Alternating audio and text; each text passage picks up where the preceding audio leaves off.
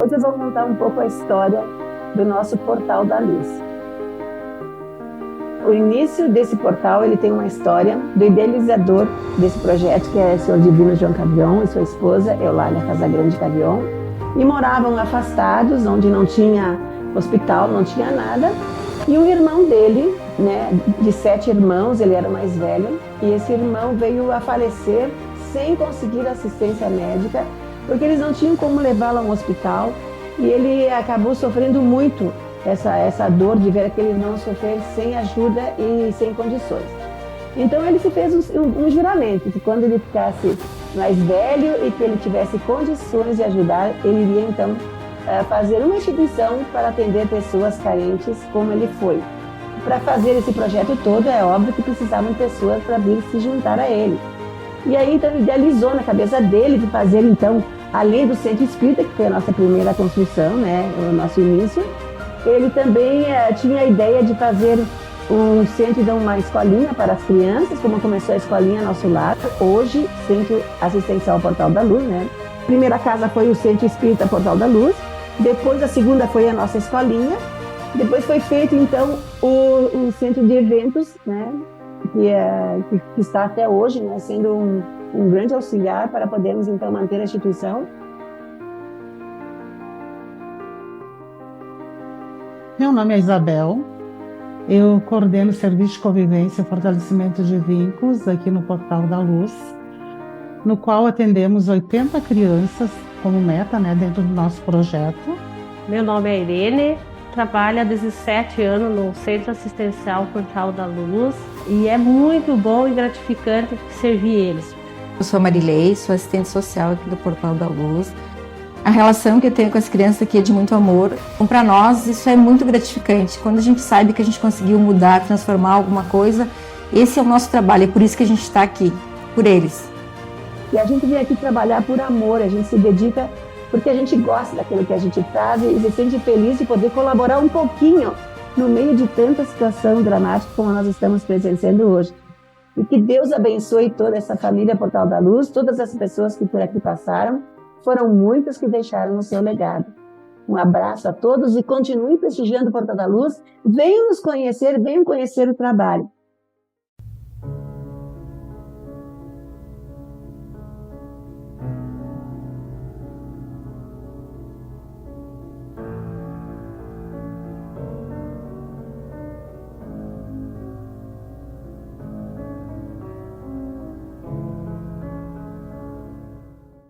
Sobre as noções básicas que essa mentora nos traz sobre a sua psicologia espírita, a sua percepção dos fatores psicológicos à luz da doutrina espírita, né? E hoje nós estamos entrando então no nosso 7º tópico, que vai nos falar sobre a energia psíquica.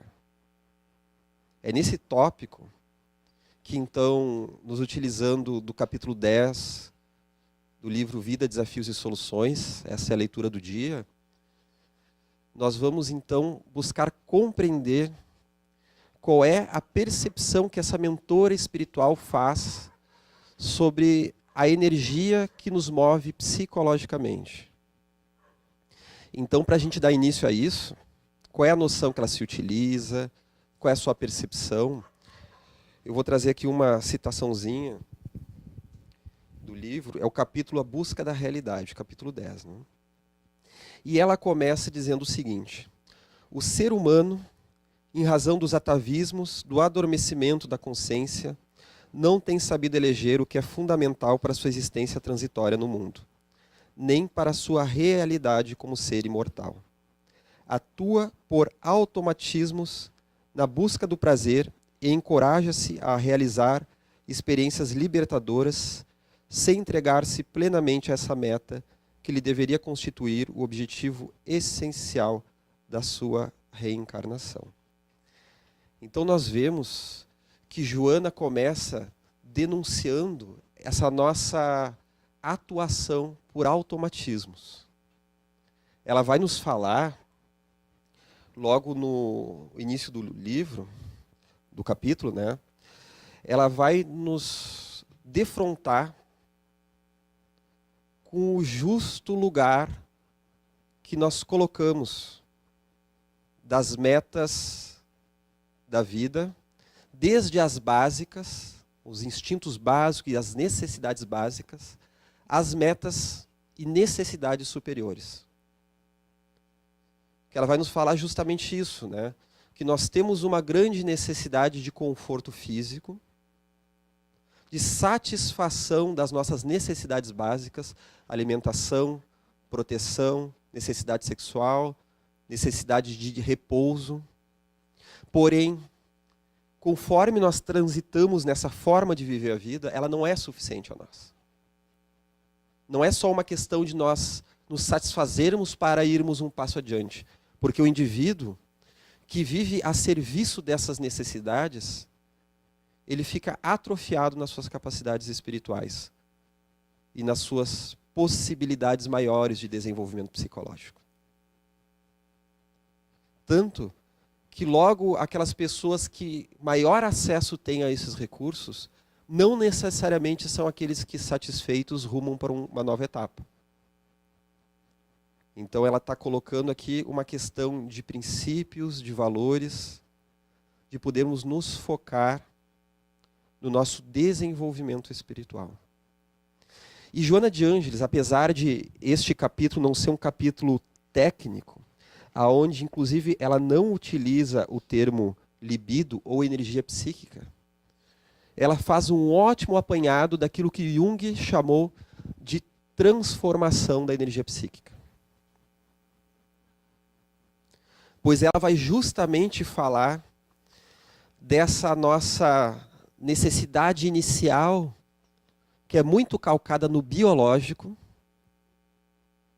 e que conforme o nosso espírito vai se adiantando em sua caminhada, em sua evolução intelecto-moral, ele vai sentindo o desenvolvimento de novas áreas do seu ser, para a qual ele canaliza a sua energia, para a qual ele passa a ter outras necessidades.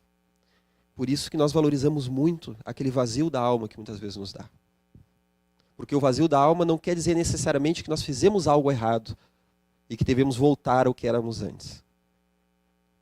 Muitas vezes está apontando para um novo rumo antes desconhecido. E que chega um determinado momento da nossa vida que há o negligenciar em excesso dessa necessidade, ou até mesmo o início, o despertar dessa necessidade que antes talvez não fosse hora. Mas que a partir de um momento nós passamos a depositar os nossos interesses, as nossas conquistas, não mais naquela conquista exterior. Eu vou seduzir, eu vou ajuntar moeda, eu vou passar num concurso, eu vou ter o meu ganha-pão. Naturalmente isso faz parte da vida. Mas vai chegar um momento que aquilo já não é mais uma necessidade tão premente. E o ser humano passa então por um extremo vazio existencial. O que Jung chamou, muitas vezes, da perda da alma.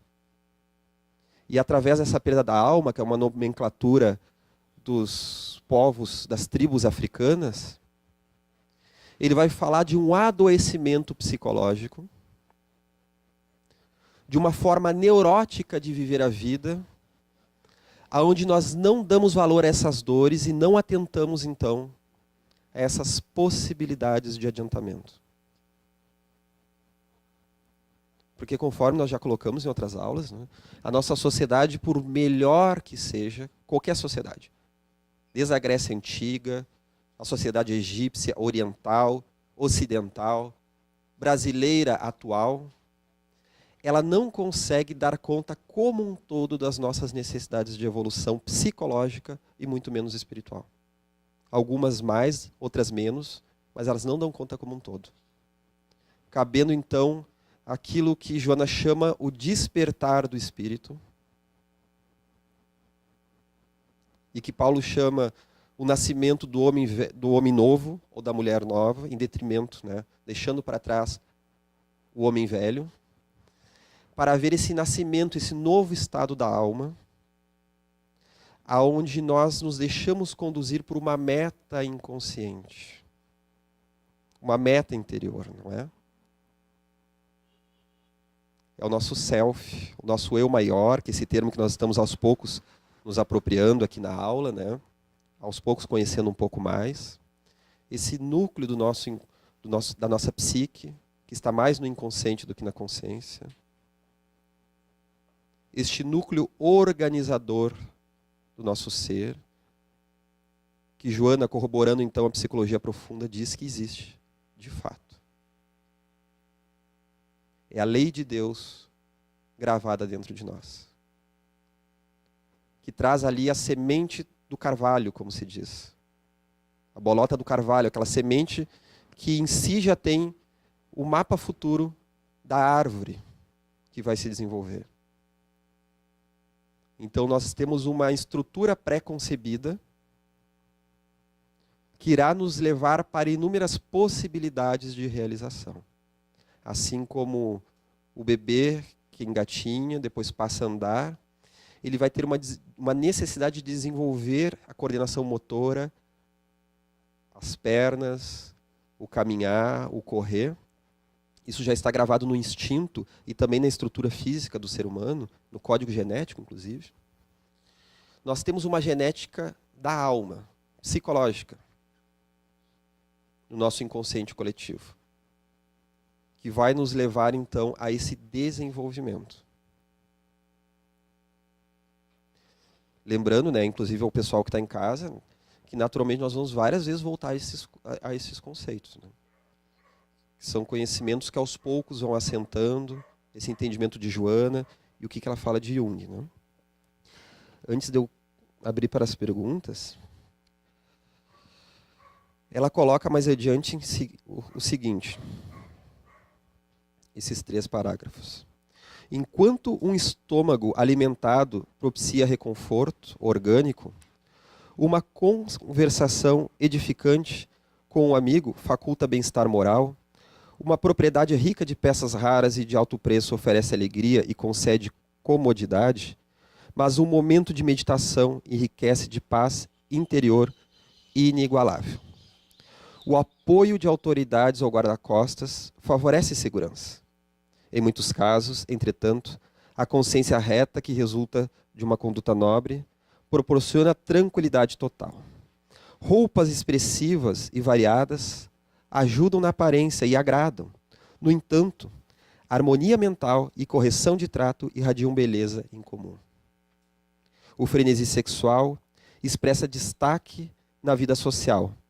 Todavia, o êxtase de um momento de amor profundo compensa e renova o ser, vitalizando a projeção na comunidade, massageia o ego, mas a conquista do si felicita interiormente. Ela está falando justamente dos subterfúgios, daquelas formas ainda imperfeitas que nós temos de contemplar as nossas necessidades psicológicas e necessidades do eu profundo. Então nós vamos ver uma pessoa que sofre de muita insegurança, vai se armar, como ela coloca aqui, de inúmeros guarda-costas, que irá lhe satisfazer momentaneamente a sua necessidade psíquica de proteção. Mas como o problema está enraizado no inconsciente profundo, na dinâmica dos complexos psicológicos que ameaçam a pessoa, e como nós vimos, muitas vezes oriundos daquilo que nós realizamos em vidas passadas, não basta essa segurança momentânea, apesar de ela ter um valor. É necessário o autoconhecimento. O enfrentamento das suas questões. Assim como Nilson de Souza, falamos isso na primeira aula, é a reencarnação de um dos filhos de Joana de Ângeles, quando ela foi Joana de Cusa e foi queimada ao fogo, no circo romano. Ele trazia nas suas matrizes inconscientes um medo, fogo, uma fobia. E que não bastava ele ter um extintor de incêndio no quarto, não é? Não que ele tivesse no quarto, isso eu não sei, mas é uma brincadeira, né? Não bastasse que ele tivesse um extintor de incêndio a tiracolo. Talvez isso amenizasse por um momento. Mas uma psicoterapia da alma é aquela que vai nas raízes profundas do ser. E não apenas soluciona, traz um bem-estar momentâneo. Mas inclusive pode trazer uma dor inicialmente maior, mas para se trocar no significado profundo. O que a pessoa tem a se encontrar, não é? E nós vamos ver aqueles conflitos arraigados no inconsciente, porque Jung vai justamente nos falar que a energia psíquica, a libido, ela forma dentro de nós um sistema relativamente fechado. O que eu quero dizer com isso, né? O que é um sistema relativamente fechado? Nós temos uma quantidade X de energia dentro de nós, mas ela não é estanque, ela não é fechada. Fatores externos e internos promovem entrada de energia, promovem modificação dentro de nós. Jung vai falar que nós só temos uma pessoa agindo como se fosse um sistema fechado em casos muito sérios de adoecimento psíquico. Por exemplo, uma esquizofrenia paranoide. A pessoa ela não tem condições estruturais de modificar, muitas vezes, a sua percepção de mundo. É um trabalho muito árduo, que pode ser feito, naturalmente. Mas ela é propensa a ficar com a mesma noção de mundo, de que ela é perseguida, e não estamos falando do transtorno de personalidade paranoide, mas a esquizofrenia, mais séria. Em que a pessoa tem aqueles delírios, aquelas alucinações, se acreditando perseguida, muitas vezes se colocando num papel de destaque na humanidade. E por mais que hajam evidências externas de que é uma fantasia que ela vive, que ela não está sendo perseguida pela polícia, pela FBI, pelas Forças Armadas, pelos alienígenas, ainda assim ela cristaliza aquela forma de viver os seus complexos inconscientes. Ela vive como se fosse um sistema fechado. Como se fosse, não é? Mas por que eu estou dizendo isso, né? É interessante que as pessoas de casa não enxergam, né? Mas está todo mundo com os olhos arregalados, assim, né? Vamos falar de uma coisa muito simples.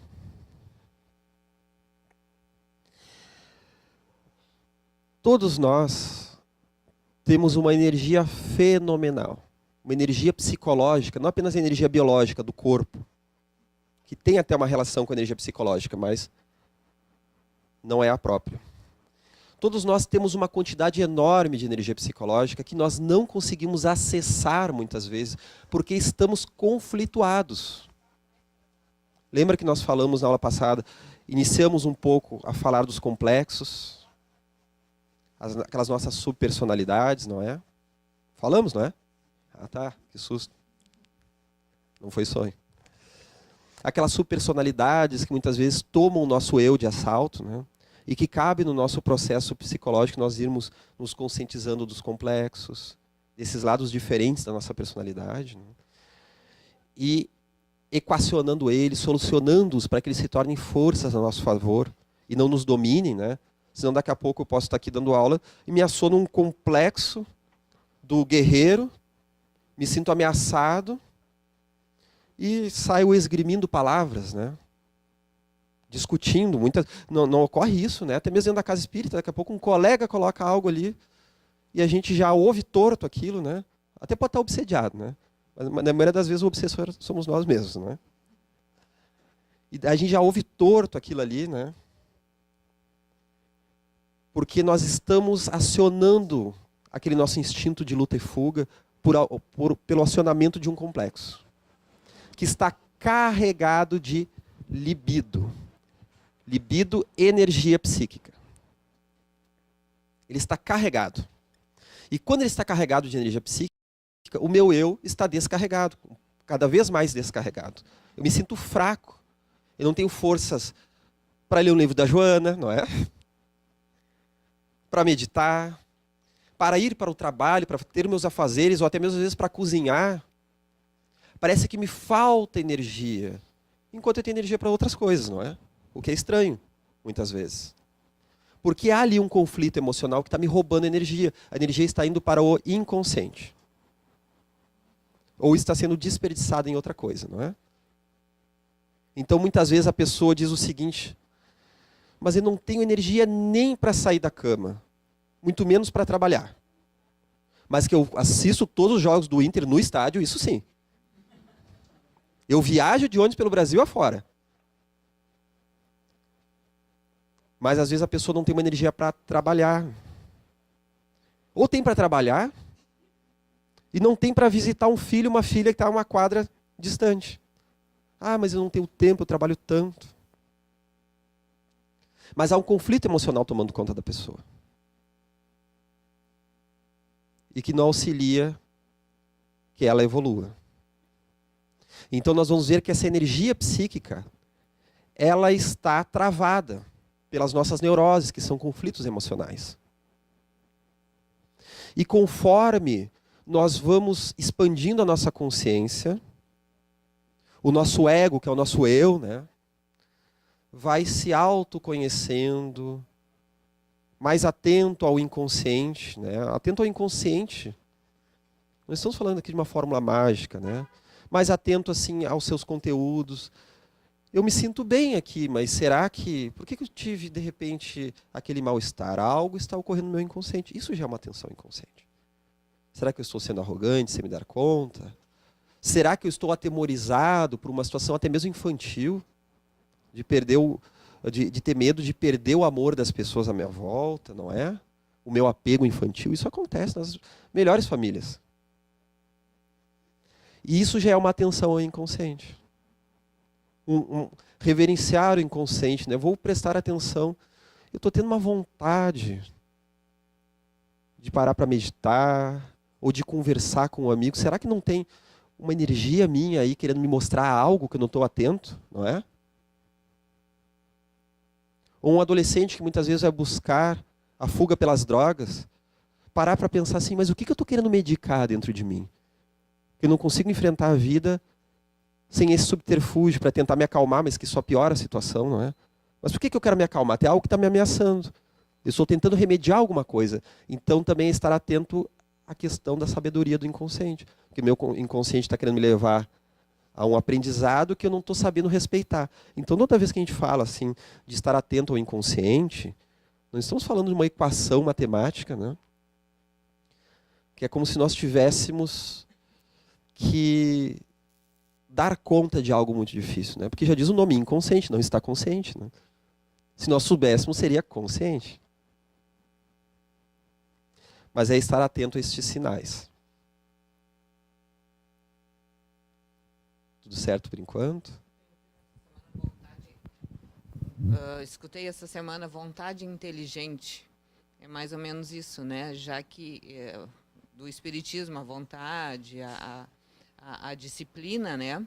Então essa vontade inteligente ele usa como ir atrás do que se precisa, evolução moral, crescimento, enfim. Mas se a vontade não é suficiente, pelo menos tenta buscar o inteligente. Isso me faz mal, isso eu estou buscando isso porque acho que fecha um pouco com o que tu está colocando agora. Exatamente, isso entraria naquele capítulo que nós falamos em outra aula sobre o exercício da vontade. Senão a gente fica sentado na poltrona e diz, não tenho vontade, né? Fazer o quê? Não é? O que eu posso fazer? E agora, né? Às vezes as pessoas me dizem assim, eu gostaria tanto de estudar, de aprender uma língua, ou de viajar, ou de encontrar um emprego, ou se relacionar melhor com os amigos ou com as pessoas amadas. Mas me falta vontade. Né? Tá doendo tanto a questão lá em casa, mas eu deveria, talvez, encontrar o meu canto, né? Já está na hora, mas me falta vontade. Eu digo, vai piorar. Como assim vai piorar? Vai piorar, vai doer mais. Mas como assim? Por que vai doer mais? Se com esse nível de dor a pessoa não está se modificando, a dor ela entra aí, lembramos, né? Energia psíquica como um sistema relativamente fechado. Ela tem uma certa abertura. A dor entra aí, para ver modificação. Jung fala que se ela chegasse sempre no estado de harmonia completa,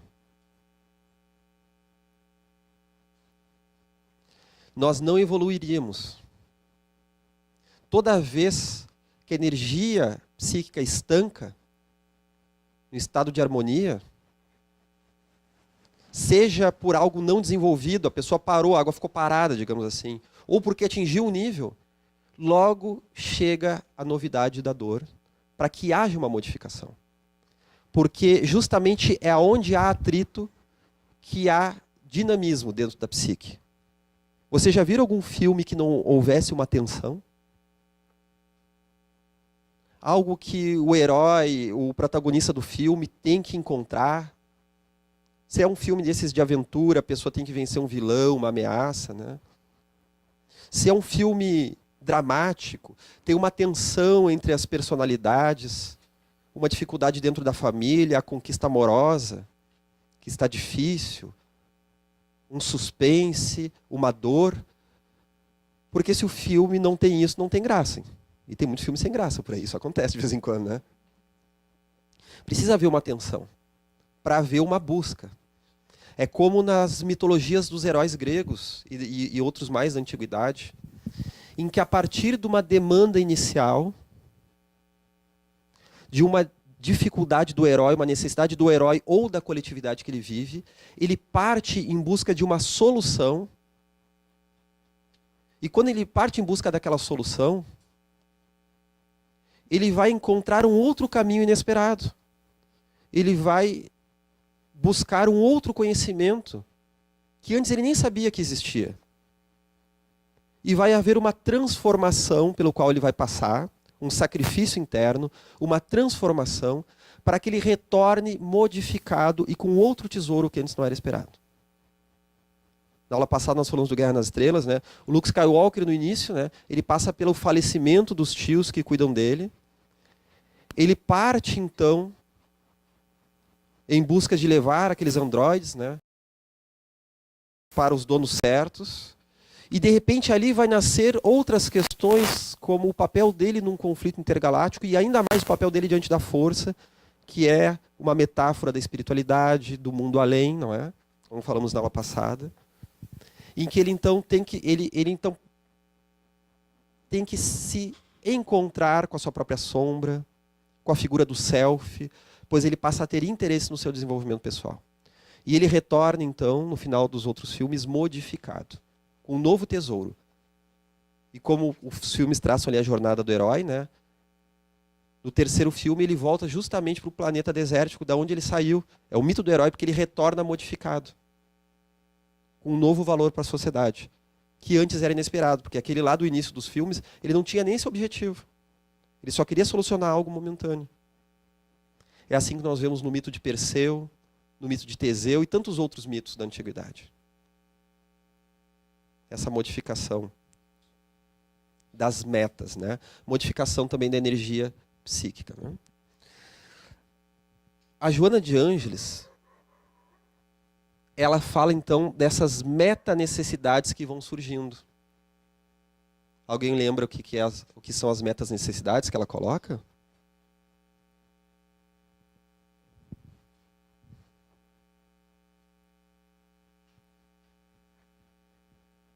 Ninguém lembra? Uma das necessidades é a gente fazer a leitura sempre para a próxima aula, né? E o pessoal que está em casa eu também estou puxando as orelhas, né? Se não leu, busque ler, né? É uma das necessidades, tá? Mas a Joana, então, vamos lembrar, né? No livro Vida, Desafios e Soluções, ela fala das meta-necessidades, as necessidades superiores, ulteriores, né? De autodescobrimento e interiorização. Vejamos bem.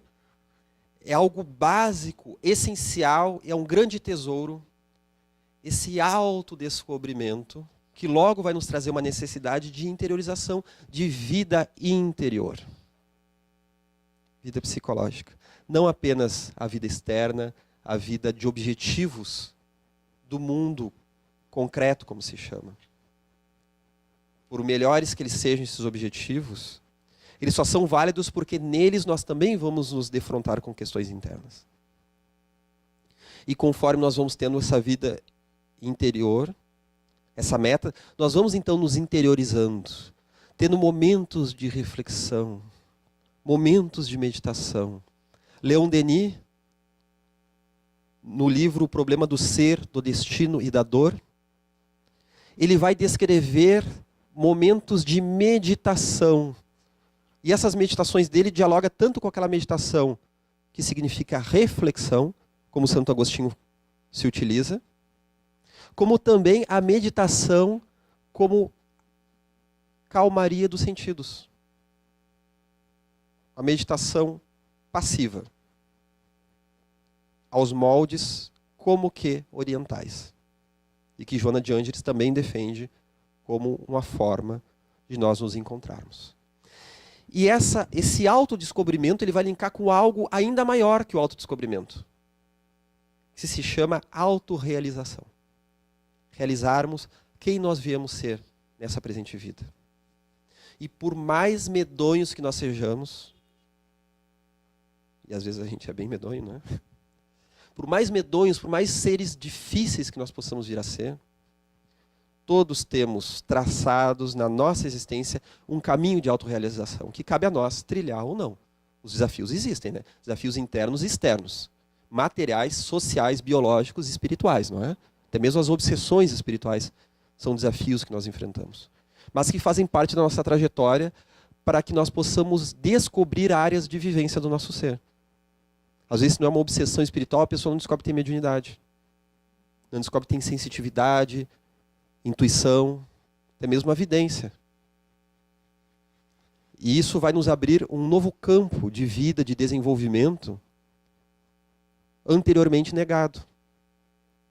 Porque na jornada do herói, que é um simbolismo também no nosso desenvolvimento, né? Apesar de haver uma necessidade de nós nos desidentificarmos do herói, para a gente não ficar naquela meta heróica com a vida, né?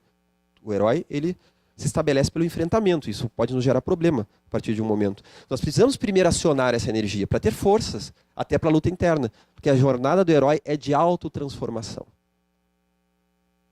É de apaziguamento, em que ele precisa encontrar o velho sábio. Então, nós vamos aos poucos encontrando outras metas. E na jornada do herói há aquela etapa da negação da caminhada, em que ele nega a missão que lhe é dada. Ele diz, não, isso não é para mim. Paulo de Tarso, quando teve contato com a mensagem do Cristo através da voz de Estevão, nos primeiros momentos, numa das casas do caminho, ele ficou maravilhado.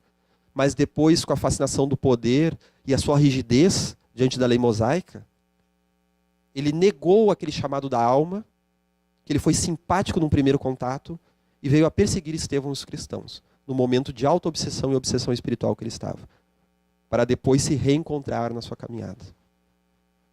O próprio Francisco de Assis, ele em primeiro momento aceitou aquela meta do pai, de ser o grande cavaleiro, que faria com que aquela família rica, dos Bernardoni, se tornasse também uma família dentro da nobreza, dentro de uma localidade na Itália em que havia aqueles raros contextos em que tinha uma relativa mudança de casta, né?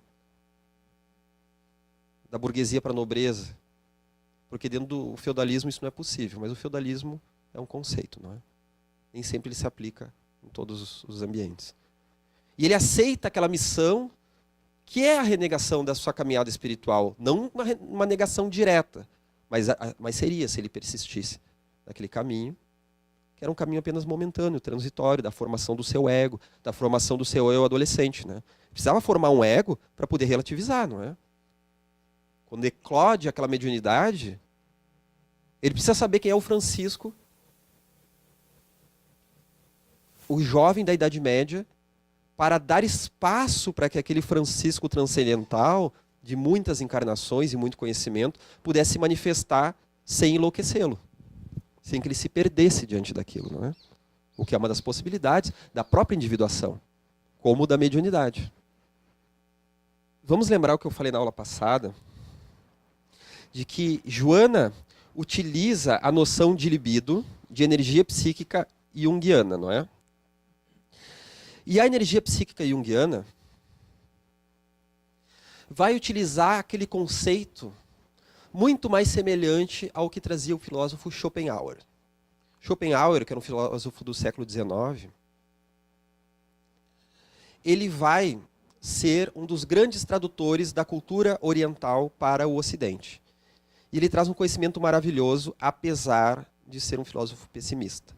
E tanto Jung quanto Freud vão beber nessa fonte para falar de vários aspectos, como do inconsciente, da individuação e da energia psíquica, que Schopenhauer chamou de libido.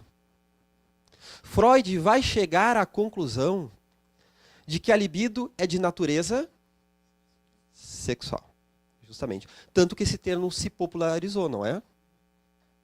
Então vocês vão chegar em casa e vão dizer assim para o marido, para a esposa, que o professor hoje na aula de Joana deu uma aula sobre libido. O marido já vai olhar assim, mulher, onde é que está indo? Quem é esse professor que eu quero falar com ele? A esposa vai dizer assim, o quê? Aula de libido? Tu não estava na Associação Médico Espírita nada, tu estava no bar com seus amigos. Agora tu vem falar qual é a sirigaita que tu andou conversando, né? Porque libido, popularmente, ficou dentro da concepção freudiana de uma energia qualitativa. Enquanto Jung, eu acho que eu falei antes qualitativa, né? Vamos corrigir aqui. Jung, ele fala de uma energia quantitativa. Para Freud, né, ela seria qualitativa, de natureza sexual. Que não necessariamente é uma teoria grosseira, não é? Não é que todo mundo é um tarado ambulante e que não podendo se realizar, vai então, então já que eu não posso, eu vou pintar um quadrinho, não é? E canalizar aquela energia sexual para o quadro. Não necessariamente assim.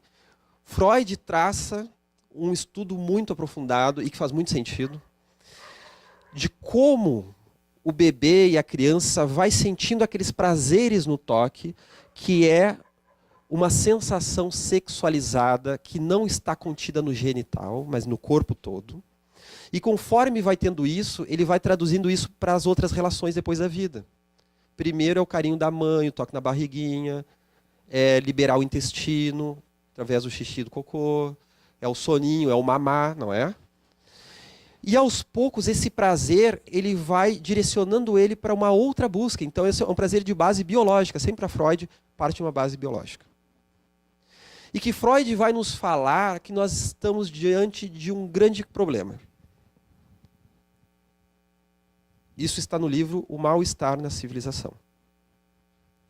Esse grande problema é o seguinte, que nós temos uma meta de satisfação da sexualidade, que embora, se nós ficarmos presos nisso, na satisfação de todos os prazeres, nós não nos desenvolvemos. Nós ficamos em casa, comendo, dormindo, transando, e não vamos para a vida. E isso dá conta de algumas personalidades, inclusive. Jung fala isso, que ele discorda de Freud, mas o que Freud falou não está errado. Diz que o que Freud falou, tanto na teoria da libido, quanto no inconsciente como um todo, ele diz que é uma valiosa peça da engrenagem psíquica. E que na visão dele, né, Freud se equivoca quando ele quer explicar todo o aparelho psíquico através da teoria da sexualidade. Aí há um equívoco, uma extrapolação. Mas Jung diz que é uma peça de um mecanismo ainda maior na concepção dele. E então Freud vai falar que a nossa cultura parte da frustração dessa energia sexual que é sublimada, é jogada para outras coisas. E aí a cultura nasce por causa de uma insatisfação dessa energia que toma outros caminhos. Jung tem outra percepção, que a energia não é qualitativa, mas quantitativa, que pode se manifestar de inúmeras formas, inclusive a sexual. Ele vai falar de muitas formas, por exemplo, a biológica, a manifestação psicológica, os caminhos espirituais da libido, que já não são mais sexuais. Até podem ter sido em algum momento, mas eles foram transformados. Transformação. Dos caminhos morais, inclusive. Há uma outra forma que é a energia correr por vias morais. Uma moralidade que não é só o que o Freud disse, a imagem da sociedade gravada dentro de nós, em forma de culpa. Há uma moralidade interna que vem do self, o nosso senso de equilíbrio, e que combina muito com o que os espíritos respondem a Kardec, do nosso desenvolvimento moral. Não é só aquela moral da sociedade, aquela moral de uma época, não é? Porque moral geralmente está dentro de um código de uma sociedade. Daqui a pouco esse código vai mudando, não é? Vai evoluindo. Mas há também uma moralidade interna. Nós fazemos algo que até a sociedade pode aplaudir, mas algo dentro de nós nos diz assim, opa, isso não está correto, não é? Essa resposta que tu está dando para a vida é aceita socialmente, mas o teu eixo saudável não está aceitando. Alguém te humilhou, tu vai lá e vence a pessoa, humilha. Moralmente, socialmente, todo mundo bate palma. Mas o nosso self nos diz assim, pois é, meu amigo, tem alguma coisa aí que não está legal, não é? Essa fase tu já passou muito tempo atrás. Às vezes a nossa consciência nos puxa a orelha, não é? Então, a gente vai se dando conta. Né? Não tem aquele caso lá de o Chico Xavier, quando ele recebeu aqueles repórteres que estavam se fazendo de bobos, né? Se faziam de repórteres estrangeiros, e ele com toda aquela mediunidade não percebeu. E depois que sai na revista Cruzeiro aquelas fotos caçoando dele, ele está lá chorando, né? Poxa, mano, por que tu não me avisou? Ele disse assim, eu tentei te avisar, mas o teu ego não deixou. Mas agora o ego, não o ego, o nosso eu, né? Mas o ego, a vaidade, né? Tua vaidade não deixou. Tu não quis perceber. Não é? Então, o Emmanuel dá aquele puxão de orelha nele, né? Porque ele já tinha condições de não se equivocar daquela forma. É um equívoco natural, faz parte, não é? Então, o Emmanuel depois relativiza, né? Olha pelo lado bom, né? Jesus foi para a cruz, tu foi para o cruzeiro. Né? Então faz parte da caminhada, foi um rico aprendizado para o Chico, não é? Mas ele está ali está quebrado. Quantas vezes a gente fica ao quebrado, não é? Lambendo as feridas, e às vezes são momentos de grande crescimento. Às vezes um trabalho na nossa profissão, às vezes até uma palestra, né? Às vezes uma palestra boa, que tu está mais intuído, mais atento à espiritualidade, é depois de uma palestra muito ruim. Que tu fica depois lambendo as feridas, assim, poxa, né? O que eu me equivoquei? Será que eu não estava assim, imbuído de amor? Será que eu me preocupei demais com a forma e não me conectei assim o que a espiritualidade estava nos trazendo? E só o fato da gente ficar lambendo as feridas parece que a gente vai se reencontrando, né? Vai se reconjuntando. Então o Jung, ele vai honrar o Freud, né? Ele vai dizer que isso tem valor, né? Porém, na visão dele, há muitas formas de manifestação. Porque Schopenhauer, ele vai traduzir a energia psíquica como um conhecimento que está em toda a humanidade, inclusive aquilo que os orientais chamam de Ki. Os japoneses chamam de Ki, os chineses chamam de Chi, os indianos chamam de Prana. Está falando de uma energia que dialoga também com o nosso duplo etérico, mas não fica só nisso, né? Se nós falamos em termos espírita, não é apenas o nosso magnetismo, né? Porque o magnetismo vai quando a gente morre na Terra, é a energia que está vinculada à energia animal. Essa energia psíquica, ela segue dentro do nosso psiquismo mesmo desencarnados, não é? Senão o desencarnado não tinha conflito emocional e também não tinha direcionamento para o progresso, para o bem, não é? Então nós não podemos deixar dentro dessa teoria, mas dialoga, não é?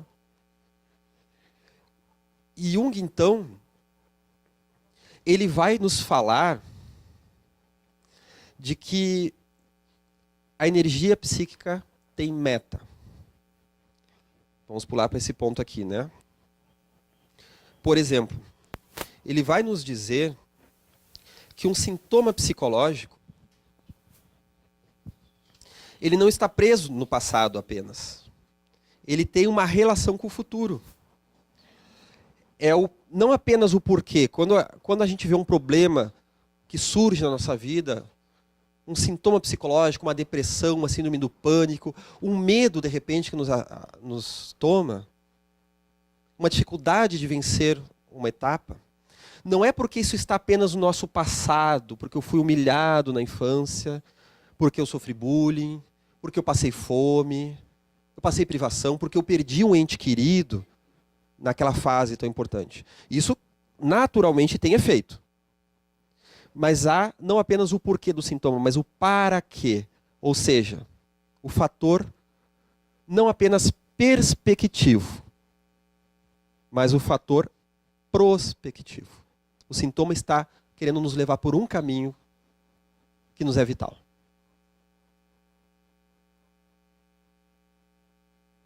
Como é que isso pode ocorrer, pessoal? Como é que o sintoma pode nos levar para um caminho? Como é que uma mudez, por exemplo, uma gagueira, não foi só porque eu fui traumatizado na infância ou em algum momento da minha vida? Para onde é que isso está indicando? Como é que a gente pode pensar isso? Para mudança do comportamento, para que a gente procure não errar mais, não repetir os mesmos erros. Para mudança de comportamento, né? Nós temos o espírito puro no nosso futuro espiritual. Nós temos algo a ser desenvolvido, não é? Nós temos até mesmo uma caminhada traçada na nossa vida, que para uns é de um jeito, para outros é de outro. E aquilo tem uma hora que tem necessidade de manifestação. E se a gente não encontra por um jeito, encontra por outro. E aí o para quê do sintoma, né?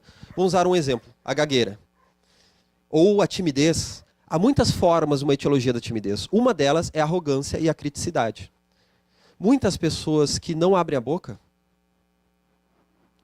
caso abrissem, estariam cometendo atrocidades morais nas suas relações pessoais. E estariam falando muita bobagem por aí. Então é um mecanismo de travar a pessoa para que ela possa se reencontrar. Então, dentro desse propósito, quando se vai tratar uma timidez, por exemplo, tu não vai apenas dar recursos para o ego. Vai, vamos lá, vamos fazer um treinamento de oratória, tu vais falar em público, vai perder a vergonha, e depois que perde a vergonha, passa por cima de todo mundo, não é? Se compromete e termina a encarnação, então, mais ralado do que começou. É? Um olhar profundo vai valorizar que a pessoa talvez possa ganhar esses recursos, mas vai priorizar a meta da individuação. Vai priorizar o que está por trás dessa prisão. O para quê dessa mudez ou dessa timidez, desse desconforto. Às vezes pode ser uma arrogância. Então, tratando a arrogância, tu trata o sistema inteiro. Tratando a arrogância, a criticidade, a pessoa não só vai modificar o para quê desse sintoma, vai equacionar esse para quê, como o sintoma vai desaparecer ao natural. Aquela timidez aos poucos vai deixando de existir. Não é? Há pessoas que às vezes chegam com um conflito sexual muito forte e às vezes tu vai tratando a pessoa e dá resultado rápido demais. E a pessoa está lá, eu tenho medo de perder o meu marido, ou perder a minha esposa, porque estou com uma dificuldade, né, em poder ter relações. Eu gostaria tanto de poder, não é? E daí passa alguns meses, a pessoa vai trabalhando aquilo com a pessoa vai conseguindo encontrar mecanismos de trabalhar aquela impotência, por exemplo. Diz assim, poxa, agora eu estou potente, né? Agora eu quero pegar todas, que se rale a minha esposa, que se rale meu marido, né? E aquilo já estava na etiologia do problema. Para que a pessoa trabalhe essa sua voracidade, trabalhe essa sua necessidade como um todo, né? Para que ela possa se confrontar com isso. Às vezes uma pessoa que tem um ciúmes muito grande pode ter na sombra uma necessidade, ou pode estar traindo, ou uma necessidade de trair. Talvez a pessoa não faça por medo, mas tem uma necessidade que um dia ela vai ter que se defrontar com aquilo, vai ter que conversar. Por que essa necessidade tão grande, né? De obter o afeto, que é válido, porém desta forma. Eu posso encontrar esse afeto, sim, da forma sexual, mas também de outras formas, né? Se eu quiser ter todas as pessoas que me atraem, eu não vou me desenvolver psicologicamente. Eu vou querer ter pessoas. Não vou saber tê-las de outra forma. Posso achar uma pessoa bonita, posso até sentir uma atração, mas eu vou me satisfazer pela sua palavra, pela sua presença, pelas suas características psicológicas difíceis e legais, boas, mas que de alguma forma me gera uma satisfação em poder estar ali presente. É por isso que muitas vezes o filho renasce, o amante renasce como filho, não é? É por isso que muitas vezes há a reencarnação colocando como parceiros marido, mulher, filhos, né? Como a mãe de André Luiz, em Nosso Lar, queria reencarnar para receber o pai como marido e as amantes dele como filhas. Para que ele possa, imagina, ele vai ser pai das duas amantes. Ele vai ter que psiquificar aquele amor que era apenas instintivo, que, claro, tem um valor instintivo, o valor sexual, ele também é importante. Ele era apenas instintivo, ele vai ter que psiquificar para viver também em outros níveis. Porque aquele sexual foi vivido em excesso e deixou de ter um valor saudável, né? Porque virou, então, um desequilíbrio para a vida dele. Ele fez disso ser um desequilíbrio, não é? Não é o sexo que é impuro, é ele que fez ser um tormento para o seu equilíbrio moral e psicológico. Então ele vai poder encontrar novas formas para aquele amor, novos caminhos para a energia psíquica. A energia psíquica ela vai encontrando caminhos que vão nos auxiliando a nos encontrar.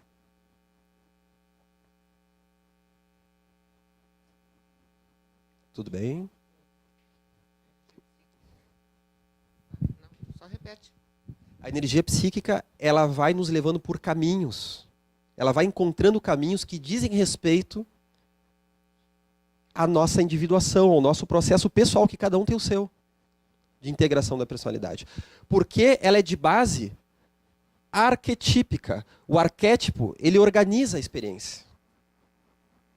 Então, não só aquela energia que vai gerar atrito e as coisas vão se modificando dentro de nós, é uma coisa bem simbólica, né? Se modificando dentro de nós, daqui a pouco a pessoa está imaginando comer um cachorro quente e aquilo está revirando na barriga, né?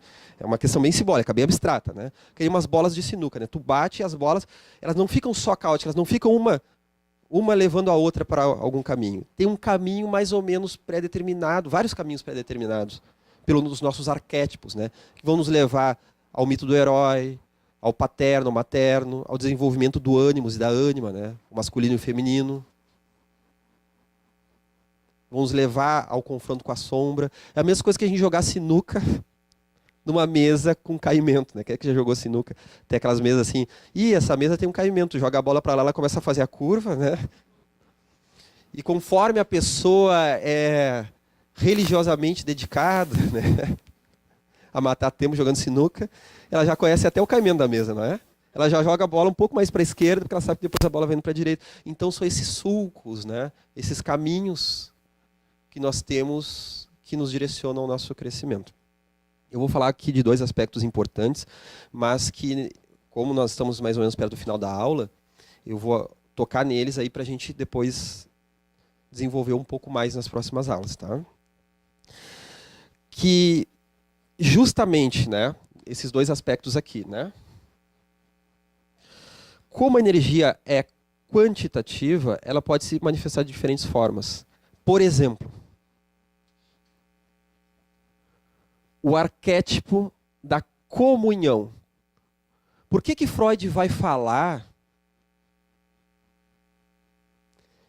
no seu viés reducionista que a religiosidade nasce de uma sexualidade frustrada?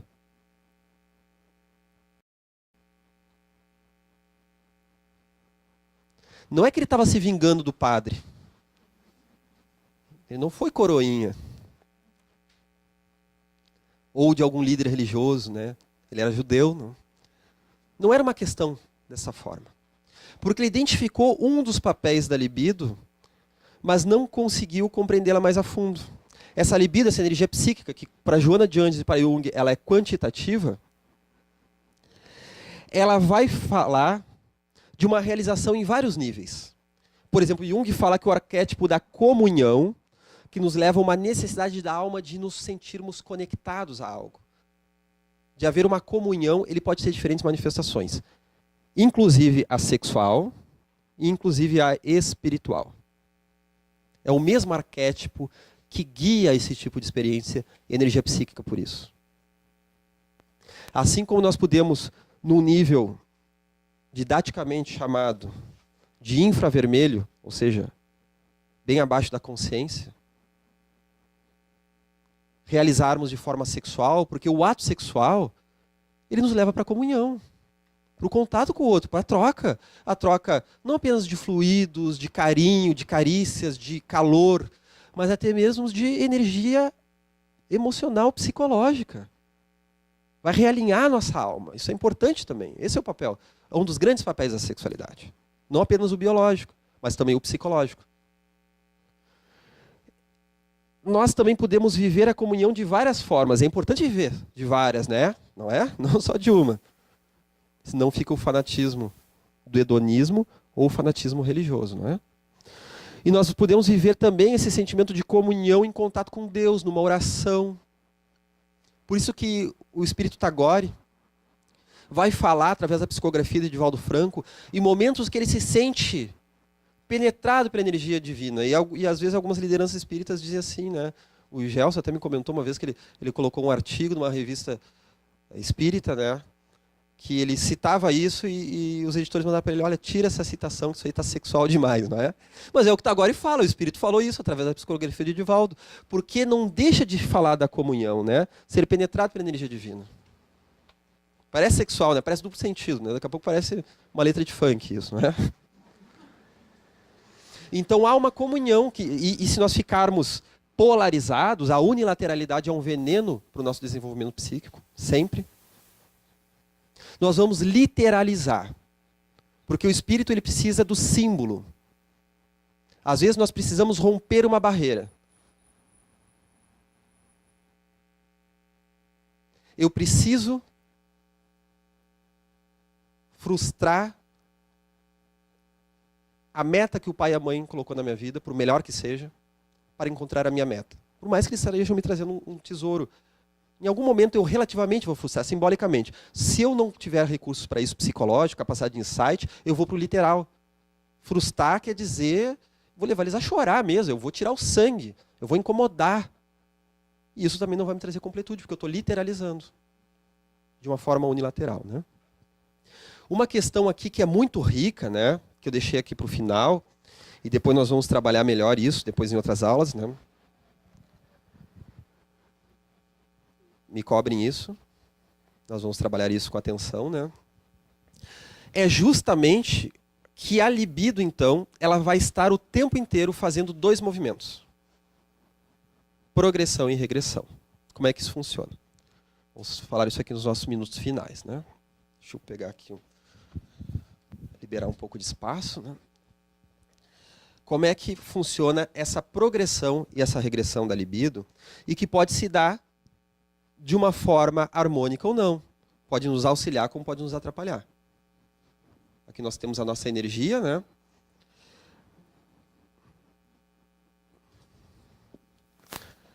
Regressão, progressão, né? Como se fosse nosso movimento daqui para lá. Toda vez que a nossa libido está progressiva, ela está nos levando para o mundo, para o objeto, para buscar as coisas.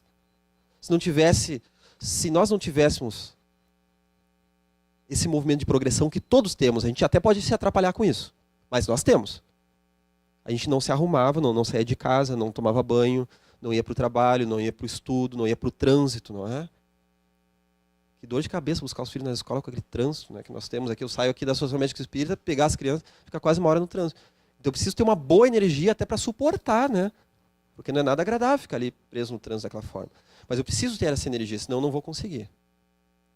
Energia até para ligar um vídeo no YouTube, querer ouvir uma palestra, tem o buscar algo, né?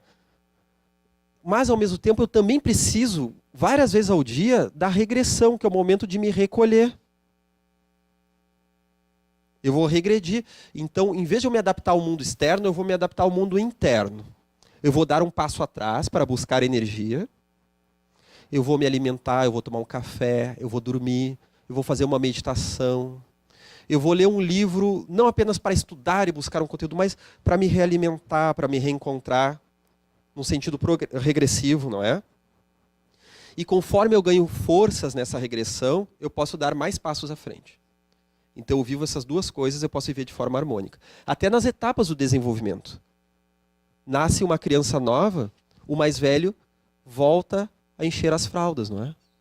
Ah, mas ele tinha aprendido, já tinha passado pelo desfraude. Mas ele regride no seu desenvolvimento para se reencontrar E conforme ele se reencontra, ele tem forças para ir adiante. Não fica muitas coisas em haver. Porque se nós... E aí tem agora tem os problemas, né, que a gente sempre também vai ter que enfrentar. Há formas patológicas de viver a regressão e a progressão. Que formas são essas? Como é que eu posso ir para frente de forma patológica, de forma adoentada? É o mito do fazer. É o que Joana de Ângeles denuncia na maioria dos seus livros, que o homem está vivendo para a vida exterior, numa vida adoentada, cheio de buscas improfícuas, em que nós enchemos o nosso dia com o Facebook, com o WhatsApp, com o trânsito, com os shows, com a moda, com a beleza, com o futebol, com a bebida, sem darmos um valor mais ou menos adequado a isso, nós damos um valor inadequado, e nós não paramos para olhar para o mundo interno. Então nós vivemos fazendo, e não olhamos para dentro. Assim como há a energia regressiva, o movimento regressivo da libido, a nossa energia psíquica, que também pode se dar de forma equivocada. Como é que é isso? Eu sofro um baque e eu fujo para o videogame, que hoje em dia faz parte do mundo adulto, né? Não é mais nem no mundo das crianças, né? Os jogos que eram para as crianças agora são para os adultos. Eu fujo para o videogame, eu fujo para o sorvete. A pessoa tem uma desilusão amorosa, ela toma um litro de sorvete por dia, né? Ninguém passou por isso aqui, né? As mulheres, então, nem conhecem isso, né? Chocolate, né? Eu vou regredir para essa saciedade alimentar. Eu vou regredir para o álcool, para a bebida, para as drogas, para não enfrentar. Em vez de eu dar aquele passo atrás e buscar força para adiante, eu dou um passo atrás, 2 passos atrás, 3 passos atrás, e essa regressão está patológica. Eu estou viciado nisso. Porque se jogar numa leitura só, né, justamente, ler, pode até ler coisas interessantes, mas às vezes é por fuga, né? A pessoa só lê e não pratica. Né? Então a pessoa está fugindo, porque toda a compulsão é uma tentativa de resolução da ansiedade, porém que não deu certo. É uma tentativa de solucionar a ansiedade, de acalmar, mas que não está dando certo.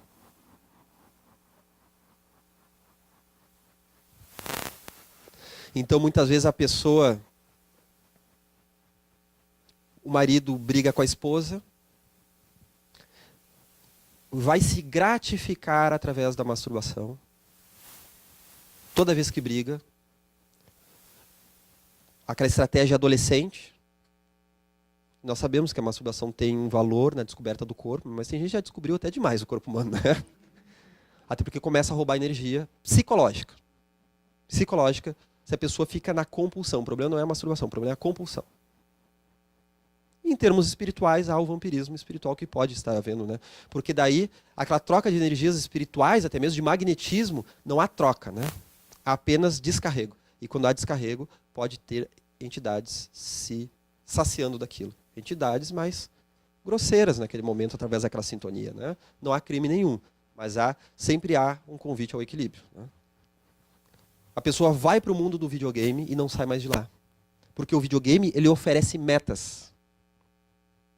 E assim como é importante em algum momento da vida que a pessoa está estancada demais, ela ter um esporte, ter algo, às vezes aquilo nem tem muito sentido. Mas tem um sentido relativo, tem um significado. Eu apaguei aqui o significado, né? Tem um significado momentâneo. Porque a pessoa está frustrada em alguma coisa na sua vida e ali ela vai encontrar um recurso, porque ela precisa jogar energia. Nós temos energia. Então a pessoa, se ela não canaliza essa energia, ela vai para a guerra, ela vai para a sexualidade exagerada, ela vai para o mundo do videogame que oferece metas, mas essas metas elas são muito pobres em termos de simbolização. Os jogos eletrônicos eles têm o seu papel, não tem problema nisso. A compulsão é o problema, não é? E os jogos eletrônicos oferecem metas muito limitadas. Já o esporte um pouco mais. Mas assim como o esporte tem um papel naquele momento, tem uma hora que já não tem mais, não é? Porque há a transformação da libido. Assim como Freud falou que Édipo seria a fase edípica, a fantasia edípica, um momento que todo mundo passa e alguns, coitados, ficam presos naquilo.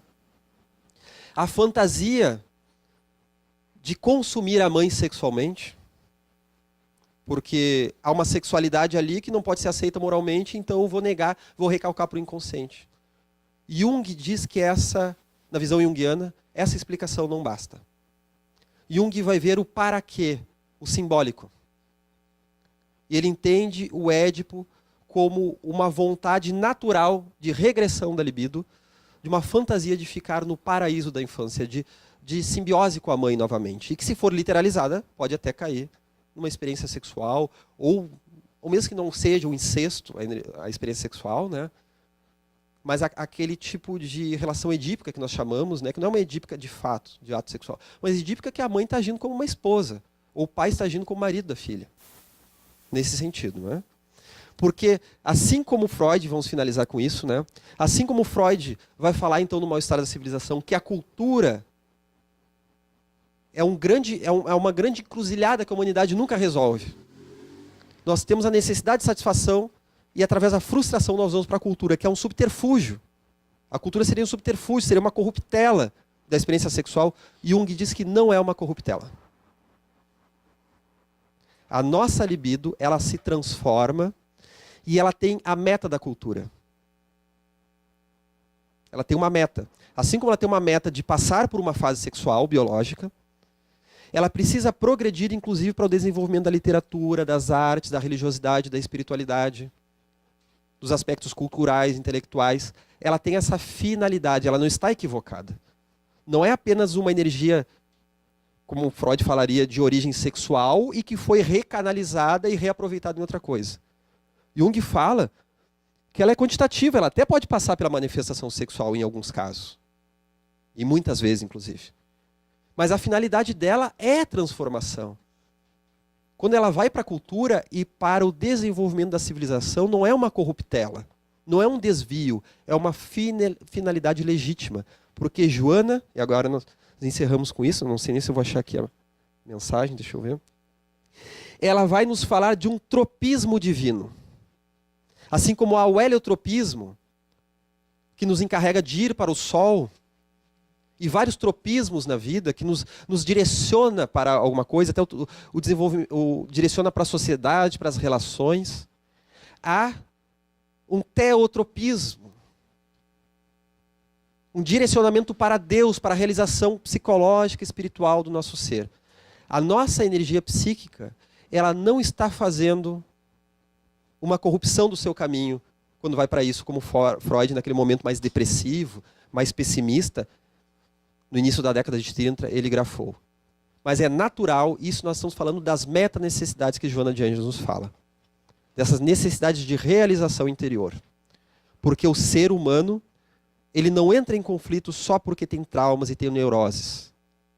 Ele entra em conflito, como já falava também Viktor Frankl, no livro Em Busca de Sentido, um psicólogo no campo de concentração, quando ele vai falar do sentido. Significado e sentido andam juntos. Há adoecimentos que surgem não por causa do trauma, mas porque nós não estamos realizando o sentido da nossa vida. Que nós trazemos grafados no nosso inconsciente desde a espiritualidade, conforme os espíritos já nos falam. Nós temos uma caminhada nessa vida. Joana vai nos falar que a individuação é a meta da reencarnação. Nós temos uma individuação a ser feita em todas as encarnações. Já estamos no final, então. Agradeço a presença de todos. Agradeço também as pessoas que estão assistindo de casa, né? Que possam buscar ali o roteiro, né? Junto da descrição. E para a próxima aula nós vamos ter capítulo 8, que, se eu não me engano, nós nos adentraríamos no capítulo dos arquétipos, não é? Certo. Inconsciente pessoal e inconsciente coletivo, né? Então, aquela nossa última aula que nós já falamos sobre o assunto, a Michelle vai desenvolver aqui com vocês um aprofundamento no inconsciente pessoal e inconsciente coletivo, né? O pessoal que quiser em casa, quiser também se adiantar na leitura, está convidado, certo? Então, vamos finalizar.